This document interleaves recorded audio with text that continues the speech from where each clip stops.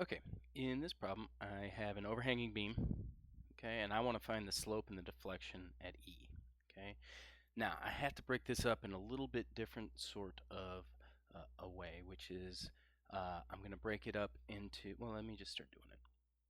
I'm going to break it up into a simply supported beam with an overhang with my distributed load like so.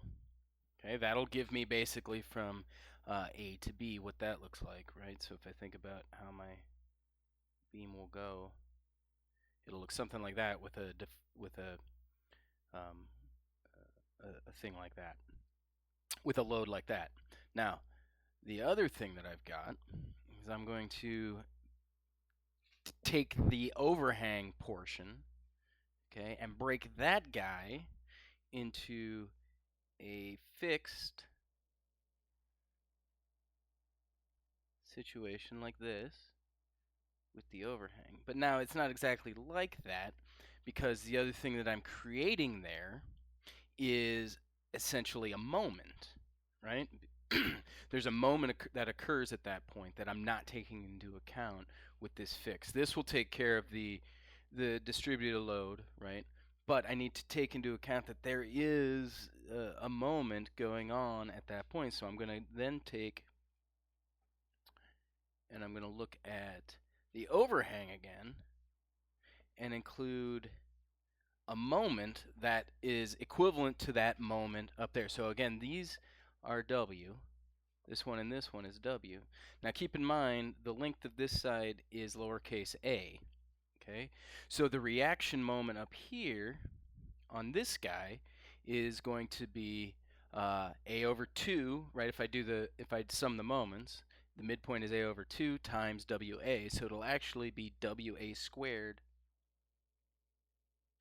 over 2, right?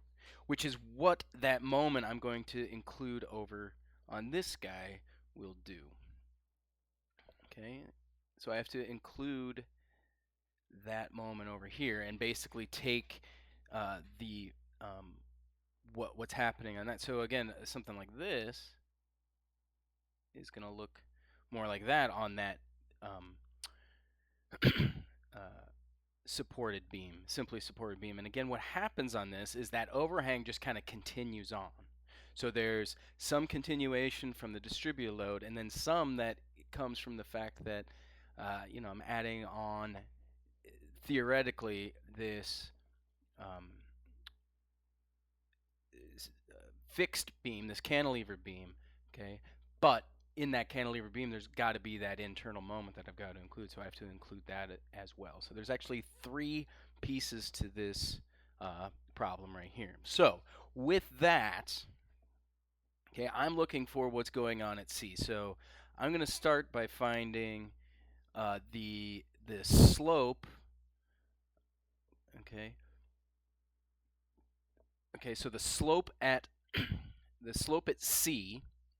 Okay, if I look at I'm looking at that first distributed load, right, on the simply supported. The slope on that guy, maybe I draw an arrow down so we know what we're looking at. The slope on this guy, okay, the slope at C is going to be the same as the slope at B, right, because that overhang just kind of continues on, right? So for that, I'm going to use this guy right here, okay, because that's where the maximum slope is at the endpoints. Okay, this is going to be sloping upward as I have it drawn here, so I'll use a positive, and that's going to be W times 2A, because the length of that simply supported section is just 2A cubed all over 24EI, which, reducing this down, is WA cubed over 3EI. Okay, now the deflection, okay, of point C is just going to be a continuation, right? It's going to start at 0 at B and then just follow that slope up to the new point. And again, this will be upward, so I'll call it positive. So that deflection at C is just going to be the slope times distance, right? So rise over run times the run will give me the rise. And that rise then is just going to be, I just add an a onto it, it's going to be WA to the fourth over 3EI. All right, so that's what happens based on that guy. Now we're going to move on to the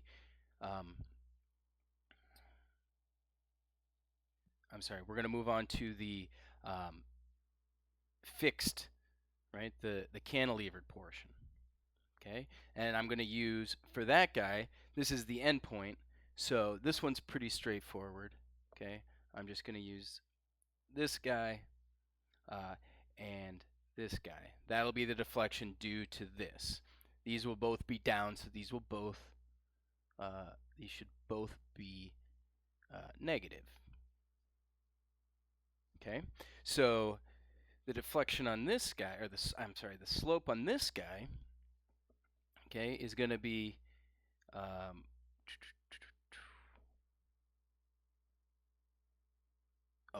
is going to be negative WA cubed over 6EI. Again, taken from that cantilevered piece right there, and then the slope of this, the deflection of this guy is just going to be, again, this will be negative, so it'll be WA to the fourth over 8EI. And again, it's A because that's all we have of that overhang. That's the amount of the guy that's hanging over. Now I need to take into account, okay, well, I've got this moment that I've got to account for. This is going to cause a negative slope, negative deflection at C. And it'll be the same idea. Once I find the slope, I just take it times the run to figure out the deflection. So that's going to be this guy. Okay, so the slope on this guy at point C is just going to be equal. Now on this one, again, I'm looking for, this would be the slope at 2, which will be this equation right here that I'm going to use. Again, now that moment equals WA squared over 2. That's the moment. A is what L is, and then that's all going to be divided by 6EI. Okay, and this should be a negative in front of this because it's going to be, this one's also going to be sloping downwards. So doing all this guy, I get negative WA cubed over 3EI. Now I just take that slope times A, and then that then becomes, and this one's also going to be negative, that's going to be negative WA to the fourth over 3EI. So now, to find my slope, I just add all of those together, which should be negative, right? Because the top and the bottom one will cancel, and I'm just left with that middle one, which is negative WA cubed over 6EI. And then my displacement is just going to be all of those added together. Again, the top and the bottom kind of cancel each other out, and all I'm left with on that is negative WA to the fourth all over 8EI, like so. Okay, now break that up. It's a little more difficult breaking it up this way, right? Adding on that extra piece, taking into account that I've created this moment by adding that extra piece, but then finding the displacement of each one, adding them together, I get this.